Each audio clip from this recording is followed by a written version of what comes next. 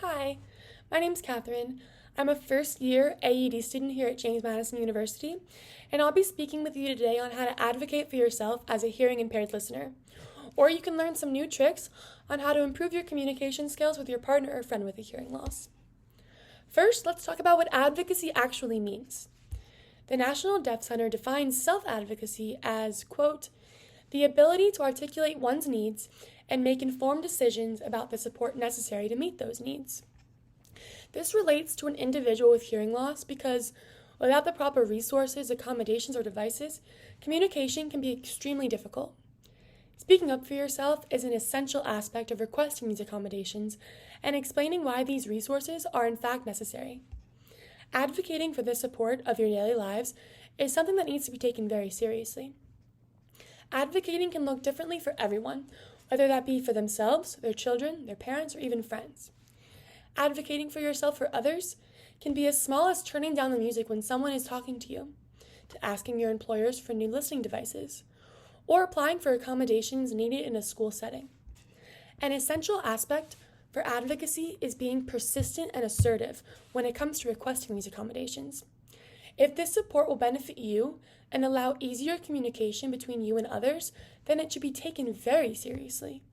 Cleveland Hearing and Speech Center specifically states the importance of informing others about your hearing loss and understanding what accommodations and resources would best benefit you. Speaking up and asking for what you need is crucial when being your own self-advocate. Advocating for school-aged children with hearing loss can look a little different. When a child has hearing loss in a school setting, it can be extremely difficult for them to hear the teacher, even with the hearing aids providing proper amplification. It's important to request accommodations, whether that be through an IEP or a 504 plan, to provide the necessary support that will lead to that child's success. Some examples of this can be providing an FM system that will give direct input to that child's hearing aids. Another example is having an ASL interpreter or video relay services. These are great ways for a sign language user to have better access to information in a classroom setting. Or it can be as simple as preferential seating and having that child sit closer to the speaker. All of these examples allow for decreased background noise and improved signal-to-noise ratio. If these accommodations were not provided for some children, it can result in them falling behind in school. And this is just one reason why advocating for your accommodations is extremely necessary. Examples of advocating for oneself in a workplace could also be asking your employer for an amplified telephone or subtitles to be provided on an online work meeting. Most of the time, if these accommodations are necessary for you to fulfill your work responsibilities, then it will be up to your employer to provide you with these devices, usually free of charge. Advocating for yourself can sometimes feel uncomfortable, but it's important to remember why exactly you are bringing these accommodations to your supervisor's attention in the first place. Needing these devices or assistance is never something you should be afraid to ask for when you have a hearing loss. If you don't speak up for yourself and your individual needs, others may forget you have a hearing loss, or they may not even know you have one at all.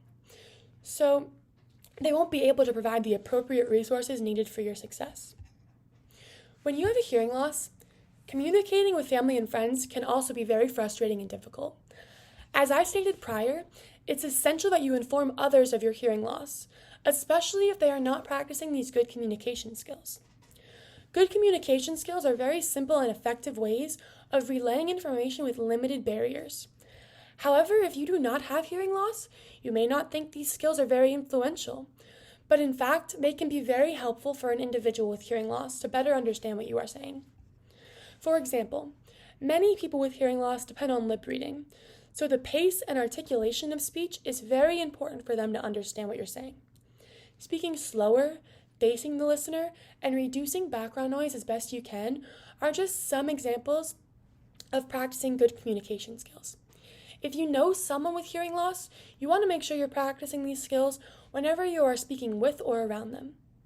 If you yourself have a hearing impairment, some easy but effective methods for self-advocating when speaking with a family member or friend include asking that speaker to look directly at you when they're speaking, being in the same room as that speaker, asking for subtitles when watching TV with them, or limiting background noise as best as you can. Asking others to repeat themselves, slow down when speaking, and taking turns speaking allows for better communication and will better improve that input of speech. Now we will go over some examples of how we can implement these methods in our daily lives.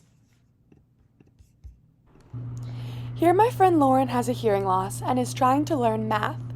However, there's no subtitles, so she's emailing her professor to request these accommodations, and once these accommodations are met, she's able to better understand the material and take successful notes.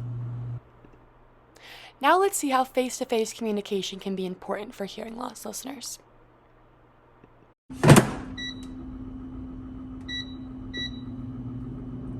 Lauren, what are you making for dinner?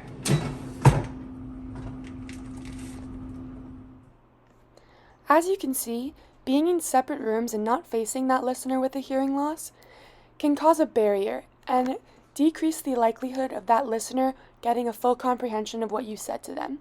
So you want to make sure you're practicing those good communication skills. So let's redo that.